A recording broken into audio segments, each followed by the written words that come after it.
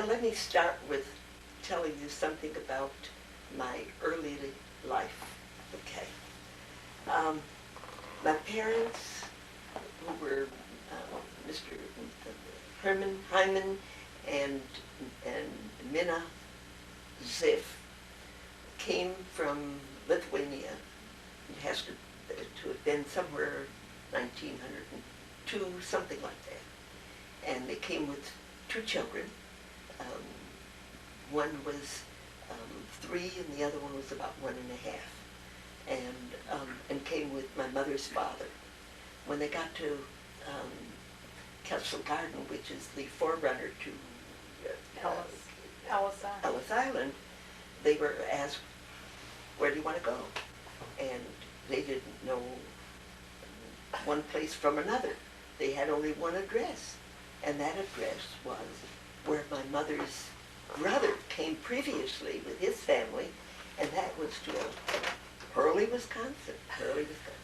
So they were put on a train or something, and they came to Hurley, Wisconsin. Now let me tell you something about Hurley, okay? Hurley was, at that point of time, one of the most infamous towns in the whole United States.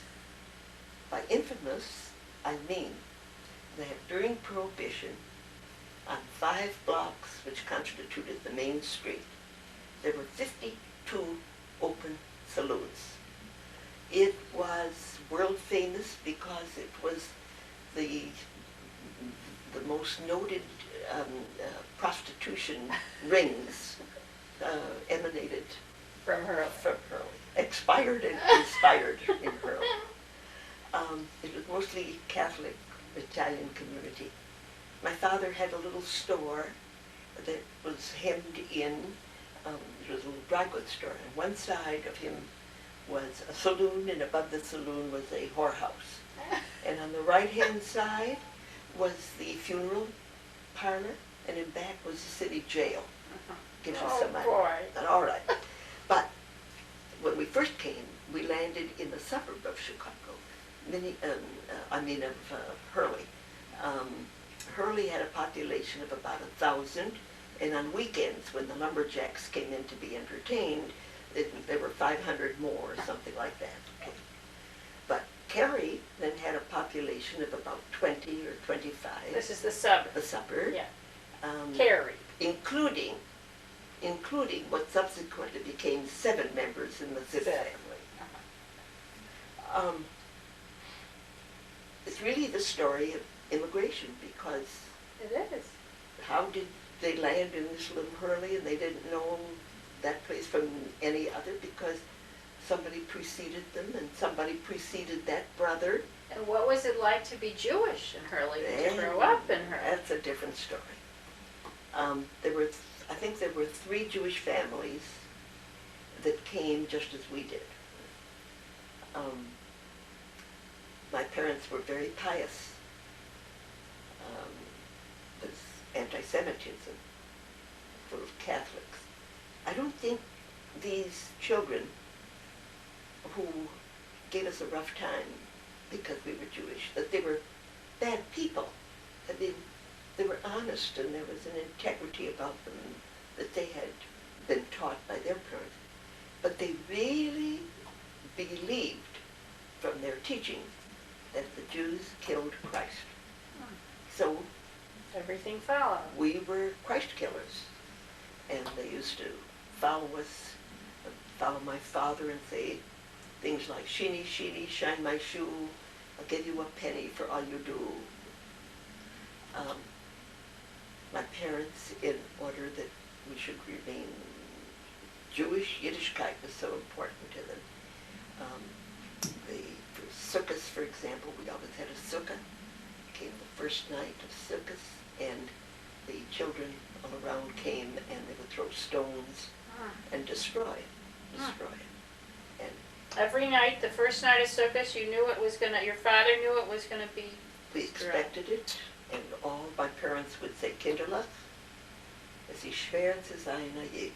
It's hard to be a Jew. And that was their theme song. When my brothers would come home from school, all beat up, with blood running all over their faces. And my mother would be cleaning them up, and all the while saying, Kindle, sie schwört zu sein Jid. That was the theme song. Not why we should be Jewish, but why shouldn't we be? No question. No question. That's just it. No lectures, not anything. I remember one time while I was in school, I won the opportunity to take part in a typing contest that was to take place in Ashland, Wisconsin. That was a state contest in typing. And it was being held on a Shabbat. On a Shabbat. And I cried, and I wept, and I mourned, and all we heard from the parents was, Kindle, sie schwört zu sein Jid. And I didn't participate. And I can't say that I was very happy to be a Yid that day, that time, but I didn't go. Obviously there was no Jewish butcher shop or anything like possibility of having those kind of facilities, but they had an arrangement where we would order the meat from Duluth, Minnesota, or Superior, Wisconsin, and it would come on a bus, and then we would meet that bus. In ice or? Nice. I thought I don't remember, but yeah. You met the bus, yeah. And we would pick it up at the bus stop and bring it home, and that was your. That was it.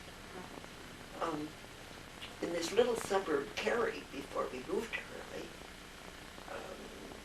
Hurley, there they planned their life around the need to supply ourselves with food. My father, at that point of time in Cary, when he first came, he had a horse and he pedaled. He did pedal. He pedaled until in the early 1900s. Yeah, and then the house that we lived in Cary, the store, the little dry goods store, was on the ground floor, and then we lived upstairs. And there were three of you, or two? Well, yeah, every year and a half, another child was produced. So how many Zifs came? Seven. Okay. And I just remember that my mom, she used to wear 3 aprons. My father would be out with the horse and wagon selling, and my mother would be in charge of the store. And there was a big cowbell that belled when somebody came to the door. So the bottom apron was one that she did her sloppy work with. The apron on top of that was what she used for cooking, cleaning. And then the one on top of that was the one that she grabbed as soon as the cowbell. For the store. And that had lace and, nice. And then she'd go in and wait on the customers. What a story. 3 aprons. At that point of time, we had a cow that produced milk for us, so that we had milk and my mother could make cheese and all of that kind of thing. And the horse we had, and then we grew vegetables, and all 7 of us would be required to go into those fields, and I remember picking, as a small little child, I remember picking potato bugs, from the potatoes. My brothers learned to milk the cows. A good wholesome life for kids to have the chores. That's what we grew up with. And what was Shabbos like? Well, let me tell you, Shabbos. Were you going to say something else? No, I was just going to say that we wore hand-me-downs all the time, excepting for the high holidays. And then each one was entitled to have one new thing for the high holidays. That was Shabbos was Shabbos. I mean, we absolutely observed it to the nth degree. We had a non-Jewish person Lewison that came in and and turned our lights on and off and stoked the stove and did whatever was necessary. and you had a meal Friday night? Oh yes, the Shabbat was Shabbat, and Singing and singing and benching and then we had the little towns. There was Zesmer, Michigan, Ironwood, Michigan, Hurley, Wisconsin, and these three little towns hired an itinerant Rabbi. Rabbi. And each family had to take a turn housing that person. Right? Oh boy. And he would give private lessons To the children. And that was your Jewish education? That was our with Jewish education. With the itinerant Rabbi? But I also remember this was a fellow who had a little rubber, what do you call it? A rubber, a piece of rubber. And if we didn't recite well, then he'd slap us with the rubber. Oh my goodness. Memories. But that's how you studied, and that was how you went around, and then when he was with you, you studied, and when he was gone, you But he stayed in our house for a month, and then he went to the... and then he went to the next house. And so I think they had a name for it then. They called it Rabbi of Kest. Rabbi F. Kest. In other words, he was an itinerant. An itinerant, And I dare say he got the job the same way my parents came to live in Hurley, you know. Did he teach you every night then for the month? It was intense for that month? I think, well, even when he was living with other people, Yeah, we still had our lesson a week or whatever. I see. There And weren't you'd that go many. over. Sure. Yeah, I see. But I also remember that as small children,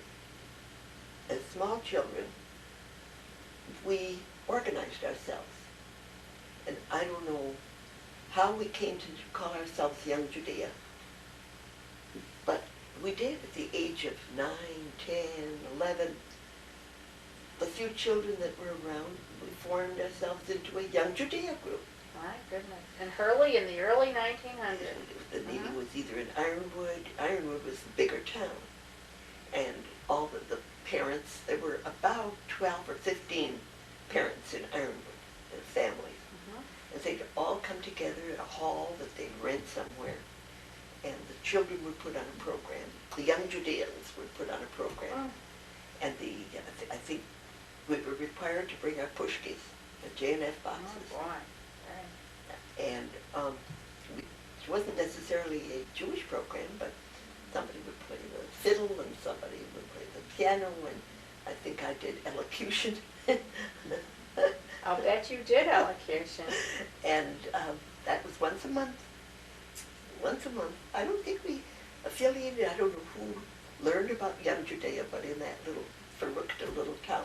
Oh, I think that was a very important part of that's what we did. keeping the Jewish life Now, going. My parents believed that anything and everything that America, the beautiful America, the wonderful, anything that it offered, that we have to be grateful for it and take advantage of every opportunity. And so way back then, they used to urge us to play basketball in the school team or to join the glee club. I couldn't carry a tune, I still can't, but join the glee club, join Hypatia, join anything that was offered, join.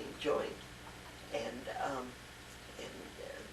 it was, and also considering how religious they were, they permitted us to go to the dances in school where there were just non-Jewish boys and to dance with them. I'm sure that they went to sleep at night with prayers in their hearts and on their lips, but they let you go. Because they said we Part have of to be America. all around. This is, you have to do everything. You have to be all around. You have to take advantage of all these opportunities. Kinderlach. Did you ever encounter any other anti-Semitism yourself? I didn't personally so much, excepting I was aware of the family. Of the family, but the boys got. And the boys got beaten up and Uh-huh. stuff, yeah. But they never bothered anybody on Shabbos? You know, on Shabbos, they let you alone. we were pretty much alone Mhm. on Shabbos. I mean, what could we do with other people? Yeah, You know, so yeah. we were more or less, we were confined. Mhm. And interestingly enough, they never gave us lectures about why to keep the Shabbos, or how, or what. It just, This is what this you is do. the way, this is the way it is. This is the way it is. What a strong family It life is a it was strong, now. strong